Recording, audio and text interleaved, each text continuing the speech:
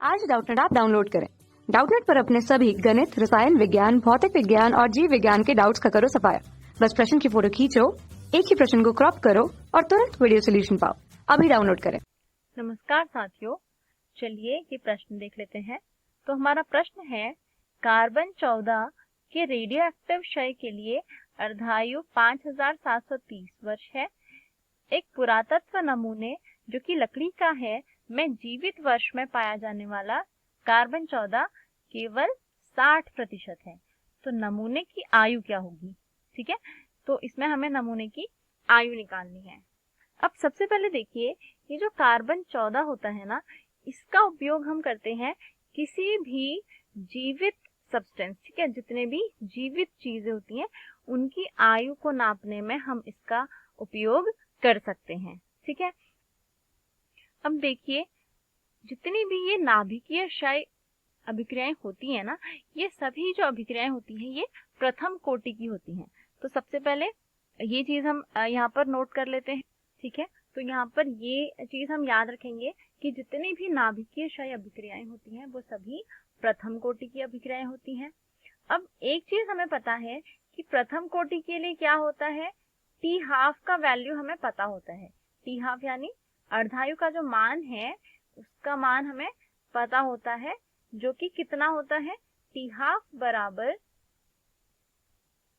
0.693 बटा के।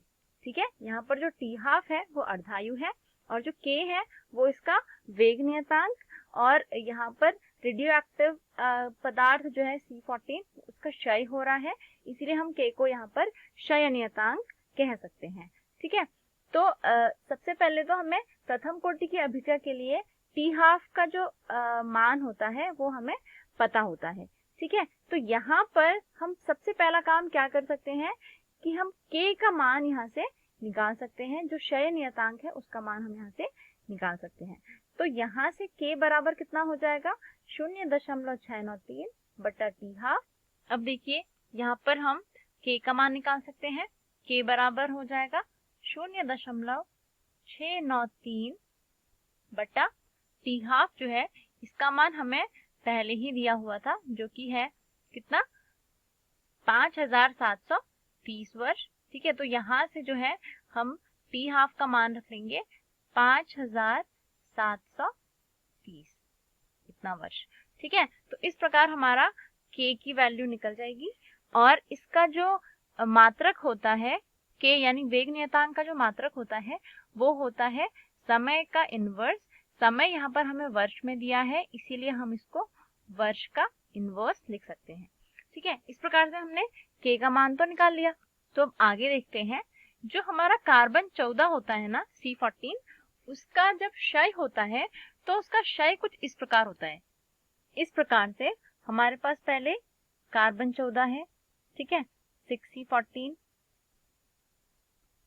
ठीक है, अब जब इसके नाभिक से एक बीटा कण निकलता है तो ये बदल जाता है 7N14 में। ठीक है, यानी कार्बन जो है वो नाइट्रोजन में बदल जाता है, और साथ ही साथ क्या होता है, एक बीटा कण इसके नाभिक से निकलता है, और बीटा कण को हम इस तरीके से लिख सकते हैं 0 -1 करके।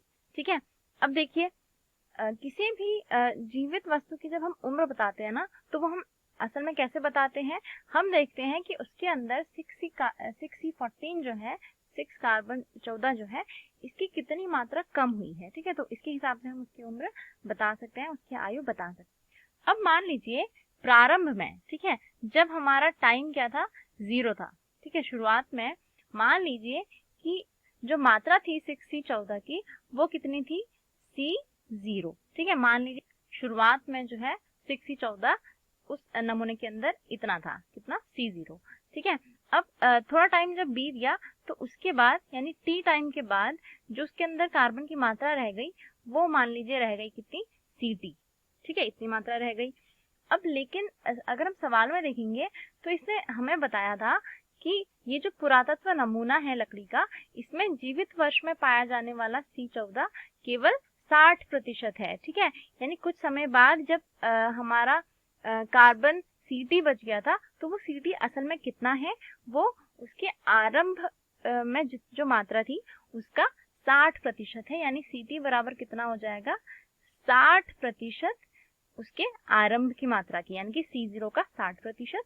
अगर हम इसको सॉल्व करते हैं तो ये आ जाएगा 60/100 गुणा C0 बराबर ये आ जाएगा 0.6 C0। ठीक है, तो CT का जो मान आ गया यहाँ से वो हमारे पास कितना आ गया, CT बराबर 0.6 C0। इस तरीके से हम क्या कर सकते हैं, CT का मान हमने निकाल लिया।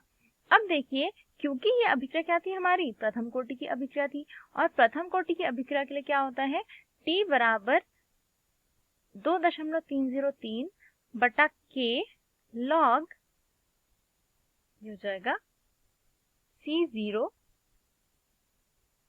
बटा CT।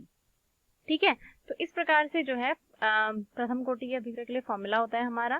ठीक है, तो ये फॉर्मूला बहुत जरूरी है, ये आपको याद रखना पड़ेगा।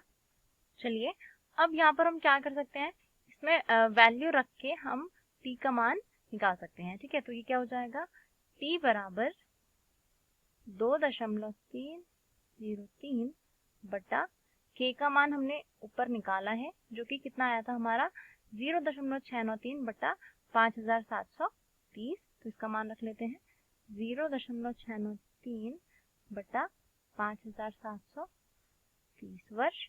ठीक है, इतना हो जाएगा ये log C0 बटा CT की जगह हम क्या लिख सकते हैं, CT की जगह हम लिख सकते हैं 0.6 C0। ठीक है, तो हमने CT का मान निकाला था 0.6 C0 के बराबर, तो ये इस प्रकार से हो जाएगा। अब अगर हम इसको हल करते हैं तो इस प्रकार से हो जाएगा, C0 से C0 कैंसिल हो जाएगा, ये ऊपर आ गया हमारा 5730। ठीक है, तो ये इस प्रकार से इसके साथ गुणा हो जाएगा log 100/60। ठीक है, अब इसको और आगे अगर हम सॉल्व करते हैं तो हम देखते हैं कि जो T है इसका मान 4225 वर्ष। ठीक है, तो इस प्रकार जो है हमारा T का मान निकल जाएगा, यानी कि आयु जो है उस लकड़ी की वो हमारी इस प्रकार से निकल जाएगी। ठीक है स्टूडेंट्स, मुझे आशा है कि आपको ये वीडियो समझ आया होगा। धन्यवाद। कक्षा 6 से 12वीं से लेकर नीट, IIT, JEE वो एडवांस के लेवल तक 1 करोड़ से ज्यादा छात्रों का भरोसा। आज ही डाउनलोड करें डाउटनेट ऐप या व्हाट्सएप करें अपने सारे डाउट्स 8400 400 400 पर।